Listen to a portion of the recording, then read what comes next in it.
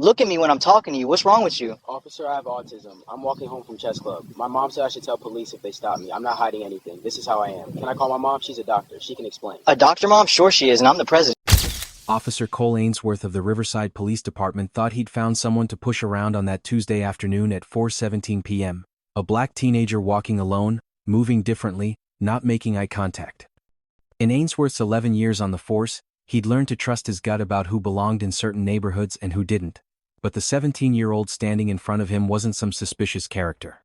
He was Isaiah Pruitt, a senior at Riverside Academy with a 4.3 gigapascals, 3-time state chess champion, and early admission to MIT's computer science program.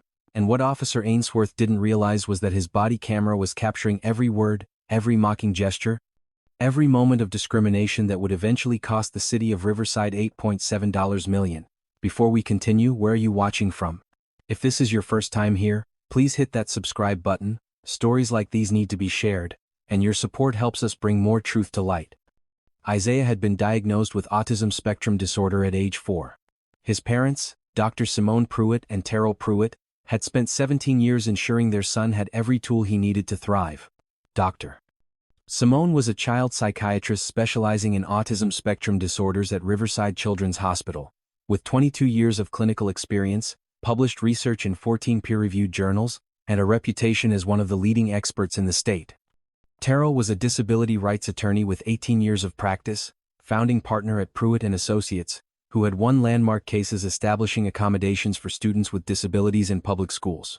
Their son carried a laminated card in his wallet explaining his autism, listing behaviors that might appear unusual but were completely normal for him, and providing emergency contact information. They had prepared him for exactly this situation because they knew, as black parents of an autistic child, that this moment would come. Ainsworth's body camera recorded everything in sharp afternoon sunlight.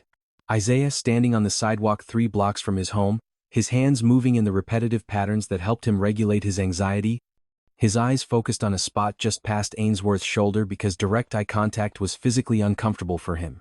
The timestamp read 4:19 p.m., when Ainsworth made the decision that would end his career. I said, "Stop moving your hands." Ainsworth stepped closer, his shadow falling across Isaiah.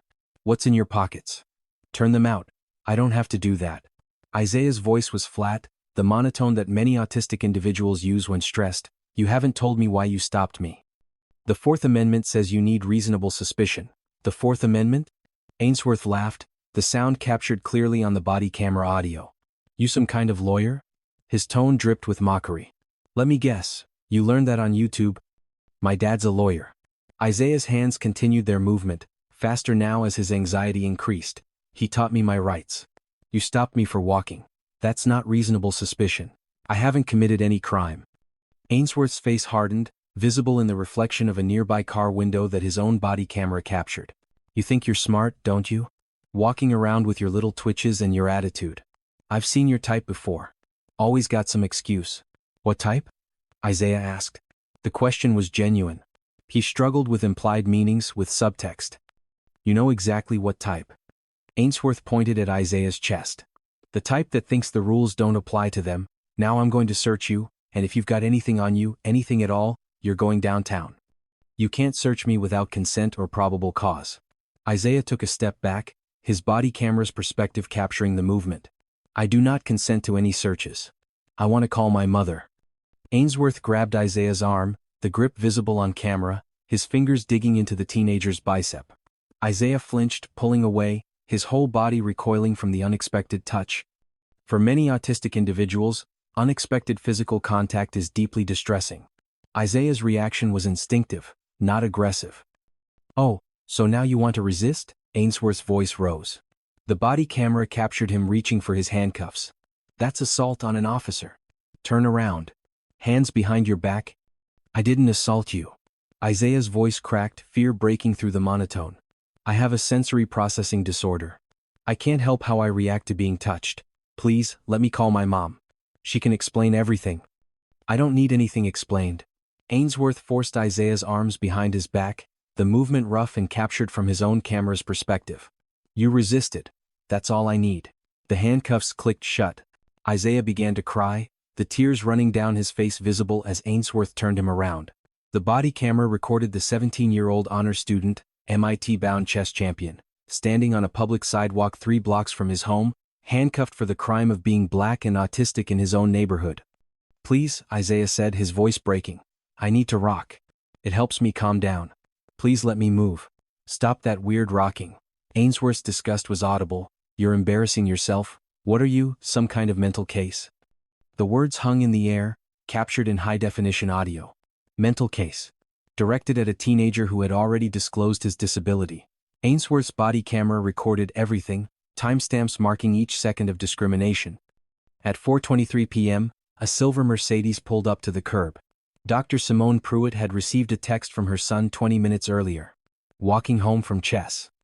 The Find My app on her phone had shown him stopped on Oakwood Drive for the last 4 minutes, and maternal instinct had sent her driving the route to check. The body camera captured her exit from the vehicle, captured her seeing her son in handcuffs, captured the look of horror crossing her face before it hardened into something far more dangerous, the controlled fury of a mother who has prepared for this moment her entire parenting life. "Officer, what is happening here?" Simone approached with measured steps, her phone already recording, adding a second angle to the documentation.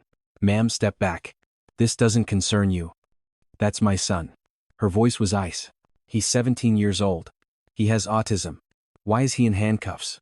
He resisted arrest and was acting suspicious. "Suspicious how?" Simone moved closer, her phone steady. "Be specific, officer. What crime did you observe him committing?" "He was walking strangely. Wouldn't look at me. Kept making weird movements with his hands. Everything you just described," Simone said, her voice carrying the authority of 2 decades of clinical expertise, "is a characteristic of autism spectrum disorder. My son has a documented disability. He disclosed it to you, didn't he?" Ainsworth's posture shifted, the body camera recording his sudden uncertainty. "He said something about autism, yeah, but that doesn't." "Then you were informed he had a disability before you made physical contact with him." Simone's phone captured Ainsworth's face. "And you mocked him for his disability. Called him a mental case. That's discrimination under the Americans with Disabilities Act, and depending on your state's hate crime statutes, potentially a felony. Should officers receive mandatory training on recognizing and interacting with individuals who have autism and other developmental disabilities? Comment your thoughts below." Ainsworth's face flushed red, the color change visible on his own body camera. "I don't have to listen to this. He's under arrest." "For what crime?" Simone demanded. "Walking while autistic? Name the statute. Cite the law." "What crime did my son commit?" "Resisting arrest. You can't resist an arrest that wasn't lawful in the first place." Simone stepped even closer, her voice rising. "There's a legal doctrine called resisting unlawful arrest. If the initial detention was illegal, which it was, then any resistance is protected. You had no reasonable suspicion. You had a black teenager displaying characteristics of a documented disability." The body camera recorded Ainsworth's eyes darting around, looking for backup, for an exit, for anything to shift the situation in his favor. Another vehicle had stopped across the street. A man was recording on his phone. A woman walking her dog had paused, also filming. 4 cameras now documented the interaction. "I'm going to have my husband on the phone in 30 seconds. Simone's voice never wavered. "He's a disability rights attorney. He's handled cases exactly like this. And officer, I promise you, when he gets here, and when our attorneys subpoena your body camera footage, we're going to see exactly what you said to my son before I arrived. Every word of it." Ainsworth's hand moved toward his body camera, the instinctive reach of someone who suddenly wished the device wasn't recording. But the gesture itself was captured, the awareness of guilt made visible. "Take the handcuffs off my son. Now, he's under arrest." "For what crime? Name it. Name the statute. Or take the cuffs off before you make this situation worse for yourself than it already is." The standoff lasted 11 seconds, each one documented on multiple cameras. Ainsworth's body camera recorded his own breathing, heavy and uncertain. Simone's phone recorded his face, the calculation visible as he weighed his options. "Fine." Ainsworth moved behind Isaiah, removing the handcuffs. "But this isn't over. You're right about that." Simone pulled Isaiah close, the teenager burying his face in her shoulder, his body still shaking. "It's not over at all." Terrell Pruitt was in court when his wife called. He was arguing a motion in a disability accommodations case when his phone vibrated with 911. He asked for a brief recess, stepped into the hallway, and heard his wife's controlled voice explaining what had happened. He was in his car within 3 minutes, phone on speaker, already dictating notes to his paralegal. Call the Riverside PD. Request immediate preservation of all body camera footage from Officer Cole Ainsworth, badge number 4417, from 4 p.m. to present. File the preservation request by email and fax, and get confirmation of receipt. Then pull every complaint filed against this officer in the last 5 years. I want everything. The complaint search would reveal what Ainsworth's supervisors had been ignoring for years. 9 formal complaints against Officer Cole Ainsworth over the past 6 years. 4 involved interactions with minors. 3 specifically mentioned individuals with disabilities. 2 had resulted in settlements paid by the city, totaling $340,000, with sealed records and no admission of liability, and 0 had resulted in meaningful discipline for Ainsworth. The pattern was documented but unaddressed. Ainsworth had been counseled twice, given a written warning once, but had never faced suspension, never been required to undergo additional training, never been removed from patrol duties where he continued to interact with vulnerable populations.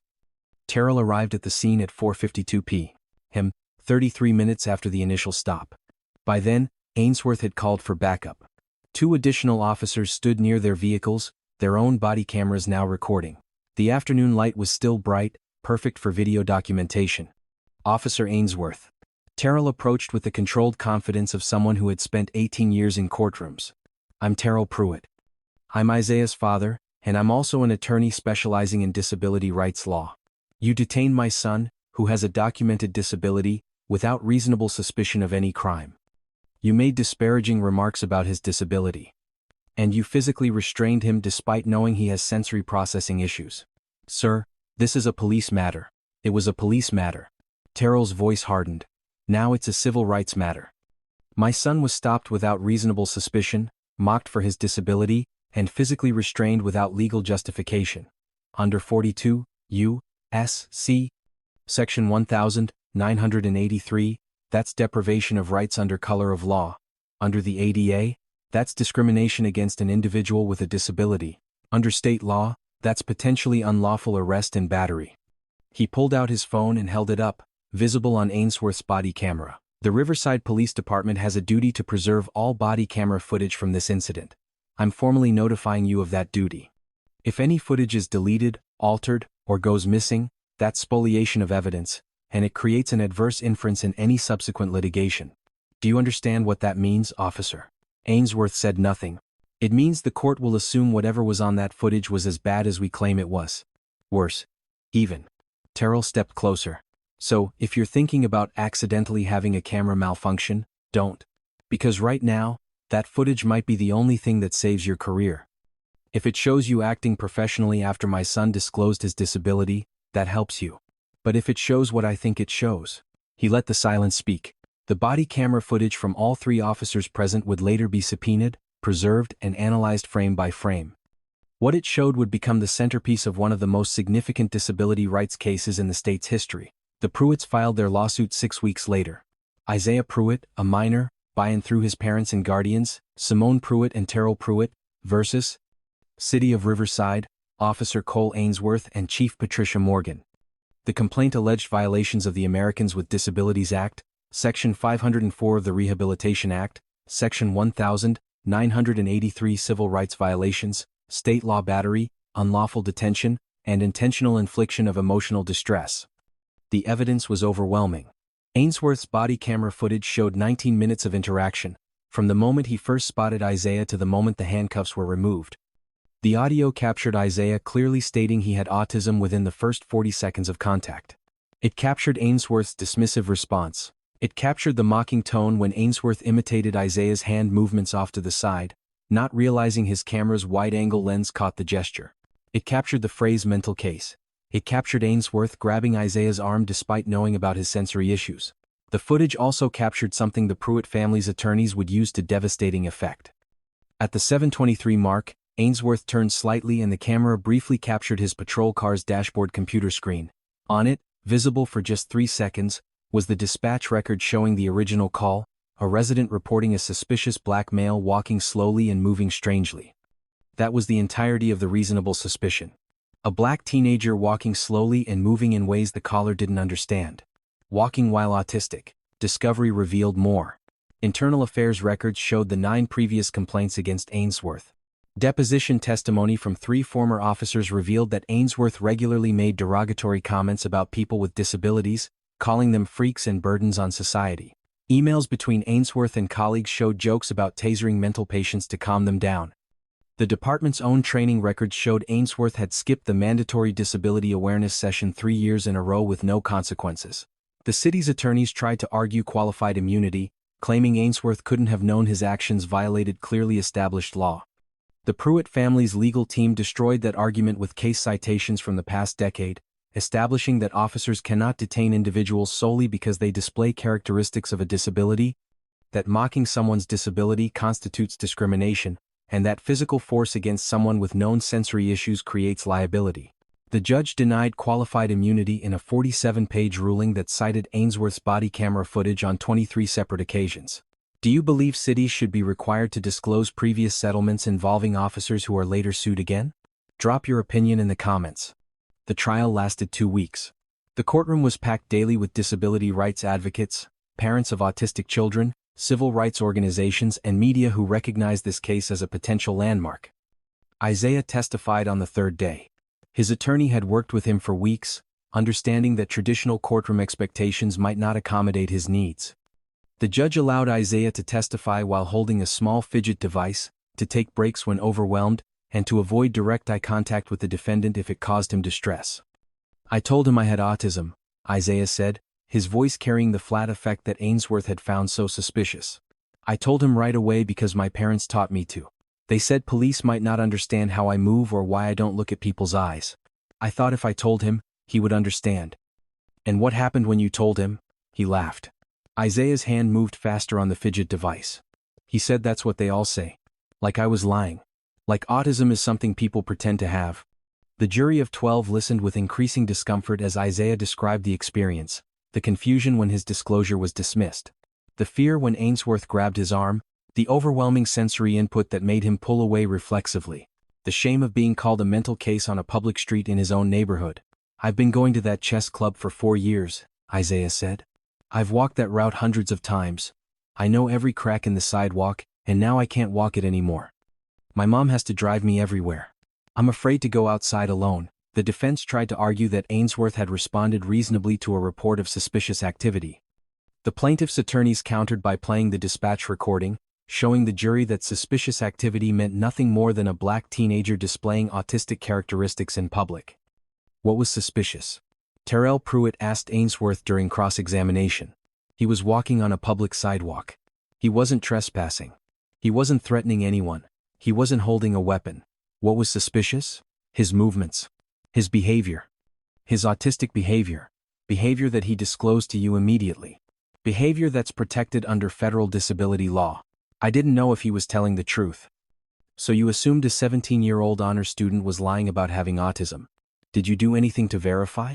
Did you call for a supervisor? Did you contact his parents when he asked you to?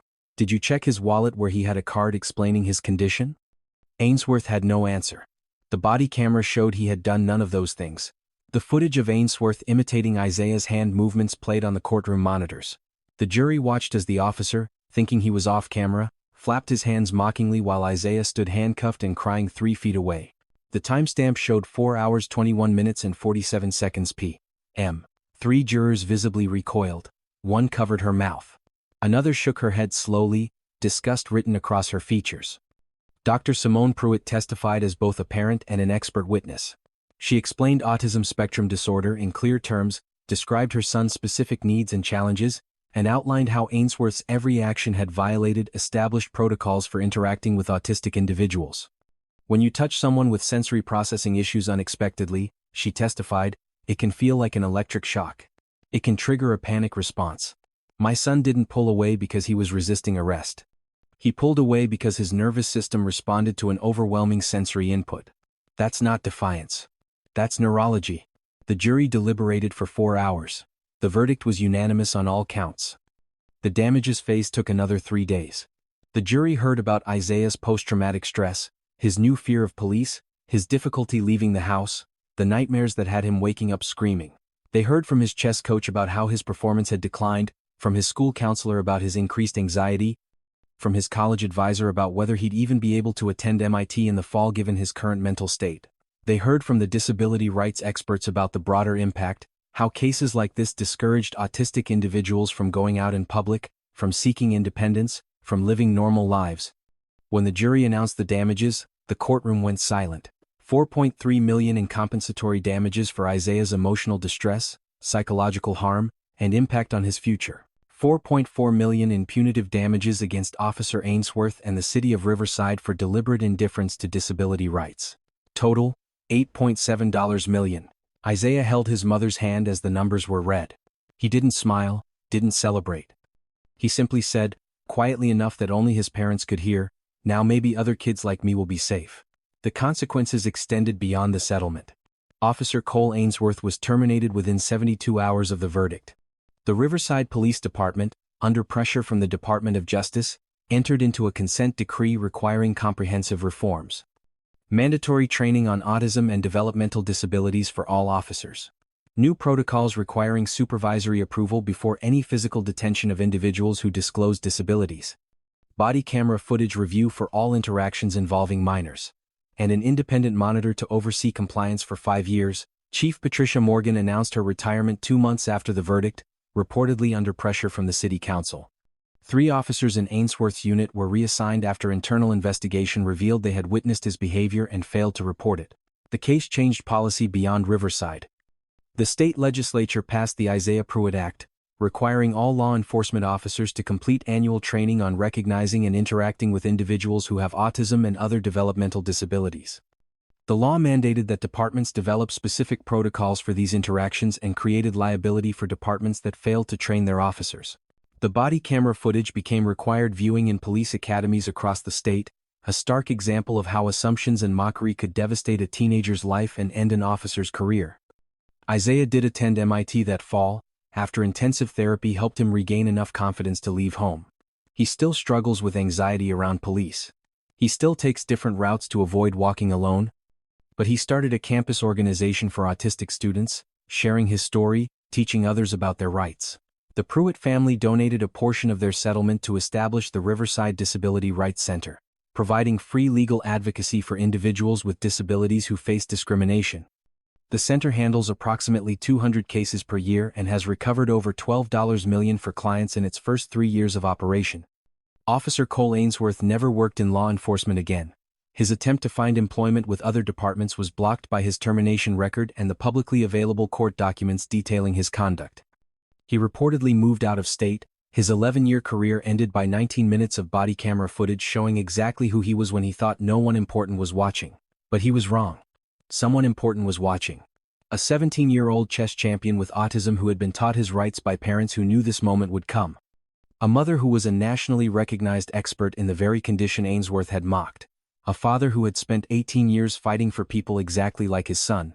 Isaiah Pruitt stood on that sidewalk, hands moving in patterns that helped him cope with a world that often felt overwhelming, and faced down an officer who saw his differences as deficits, his disability as deception, his existence as suspicious. He was afraid.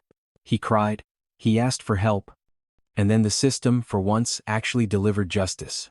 The $8.7 million verdict didn't undo what happened that Tuesday afternoon. It didn't erase the nightmares or restore the sense of safety Isaiah had lost. But it proved that discrimination has consequences. That mocking a child's disability isn't just cruel, it's illegal.